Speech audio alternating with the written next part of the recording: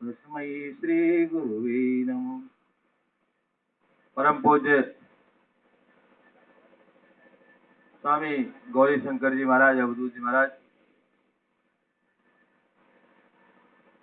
दूर दराज से आए हुए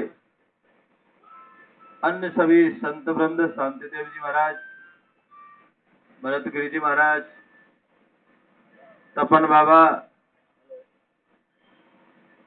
भारतीय सुभाष सेना के राष्ट्रीय अध्यक्ष अरविंद प्रताप सिंह जी, भारतीय सुभाष सेना के राष्ट्रीय महासचिव प्रेमचंद गोखरू जी और भारतीय सुभाष सेना की महिला मोर्चा की राष्ट्रीय अध्यक्ष कुमारी संगीता, सिलवासा से दूर दूर से आए हुए सभी भक्त, देशभक्त, बंधु, माताओं और बहनों, आज हम सब जिस परिस्थिति में खड़े हुए हैं, हम सब उससे अवगत हैं। बस इतना ही है, कुछ लोग अवगत होकर के जानबूझ करके अनजाने बनते हैं और कुछ लोग जान करके उसका समाधान करने का प्रयास करते हैं। भारत को एक बार नहीं अनेकों बार, इस देश को एक बार नहीं सहस्त्रों बार बर्बाद करने का, समाप्त करने का प्रयास और कुचक्र विदेशी षड्यंत्र रचते रहे। इसे हम सब को यह ज्ञात है। कुछ बात है कि हस्ती मिटती नहीं हमारी, सदियों रहा है दुश्मन दौरे जहां हमारे। और उससे भी ज्यादा खतरनाक बात जब है कि देश के बाहर से आए हुए दुश्मन, एवं आए, शक आए, हूड़ आए, अंग्रेज आए और एक से एक अपने को बलशाली कहने वाले शासक आए, दुराचारी आए, राक्षस आए, दुष्ट आए, हमने सबका इस देश में जवाब दिया और इन देश से उनको भगाया। और अब देश का उससे भी बड़ा दुर्भाग्य यह है, सारे देश के लोगों ने, विदेशी लोगों ने सारे देश को लूटा और सारे देश की अस्मिता को चीर चीर करने का प्रयास किया। लेकिन उससे भी आज दुर्भाग्य की बात यह है कि भारत के लोग, जिन्हें लोग काले गोरे कहा जाए, काले अंग्रेज, जो भारत में है, भारत की संतान है, लेकिन कहीं न कहीं वो अंग्रेजों के पिट्ठू हैं, अंग्रेजों के चेले हैं, अंग्रेजों के गुलाम हैं। और ऐसे लोगों ने पूरे देश को लूटने का एक षड्यंत्र, पूरे देश को बर्बाद करने का एक षड्यंत्र किया है।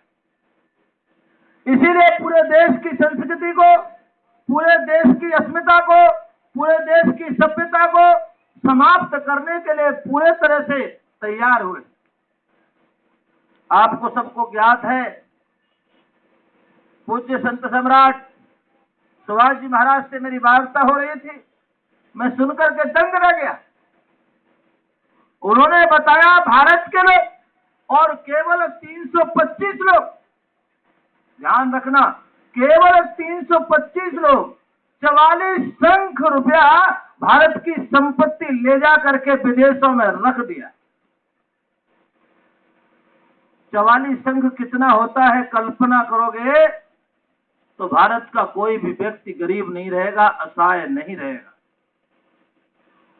और ये भारत के लोग जो अंग्रेजों के आज भी पिट्ठू हैं और जिसे हमको चिल्ला चिल्ला के ये कहते हैं हम स्वतंत्र हैं, लेकिन स्वतंत्र नहीं, ये पूरी तरह से परतंत्र भारत देश है, पूरी तरह से गुलाम देश है।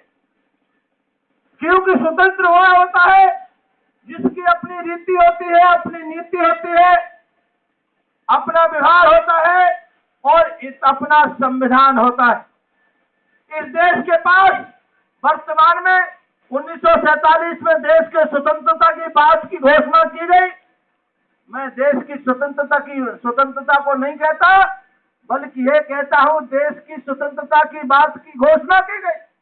केवल वार्ता करके पूरे देश को इस भारत के नेताओं ने बेवकूफ बनाया, अंग्रेजों का पिट्ठू होकर।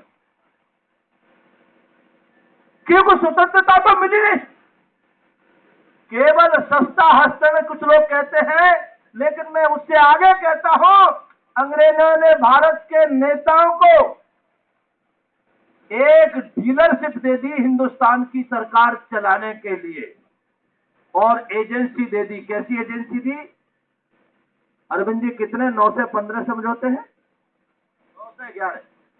अंग्रेजों ने भारत के कुछ नेताओं से, जो भारत की संस्कृति में पढ़े लिखे नहीं थे, भारत की संस्कृति से जिनको प्यार नहीं था, विदेशों में जिन्होंने जीवन को ऐश और आराम के साथ जिया था, और उनके साथ समझौता करके 911 समझौते भारत के ऊपर लागू है।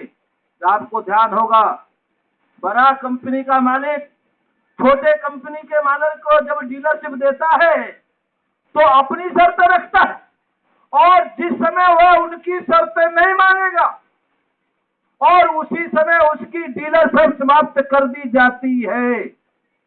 भारत सरकार के नेता 911 समझौते के तहत गुलाम है और एक कंपनी के एजेंट की तरह काम कर रहे हैं। अगर आपको लगता है कि देश का संविधान हमारे ऊपर काम करता है, तो ये ध्यान रख लो, देश का संविधान कोई हमारे ऊपर काम नहीं करता है। देश का संविधान केवल दिखाने के लिए है, केवल भारत के लोगों को बेवकूफ बनाने के लिए है, केवल भारत के लोगों को भ्रम में डालने के लिए है। देश का संविधान केवल मात्र एक खिलौना है, दिखावा है, छलावा है, झूठ है, फरेब है। और स्वयं अंबेडकर जी महाराज कहते हैं, जो संविधान के निर्माता के रूप से पूरे देश में ख्याति प्राप्त है, राज्यसभा में उनका भाषण है, और वो राज्यसभा में भाषण में कहते हैं, अरे मेरे देश के साथियों, मैं रहूं या न रहूं, मैं बता देना चाहता हूं, ये संविधान मैंने नहीं बनाया है, और ये संविधान मैं बिल्कुल नहीं चाहता हूं, और ये संविधान भारत का भला नहीं कर सकता, भारत के किसी भी जीव का भला नहीं कर सकता। और स्वयं अंबेडकर कहते हैं, अगर इस संविधान को फाड़ने की जरूरत है और इसको फाड़ने का अवसर मिला, तो सबसे पहले मैं होऊंगा, इस संविधान को फाड़ दूंगा। भारत माता की जय। भारत माता की जय। हमारी भावनाओं के साथ हमारे देश के नेताओं ने इतना बड़ा छलावा, इतना बड़ा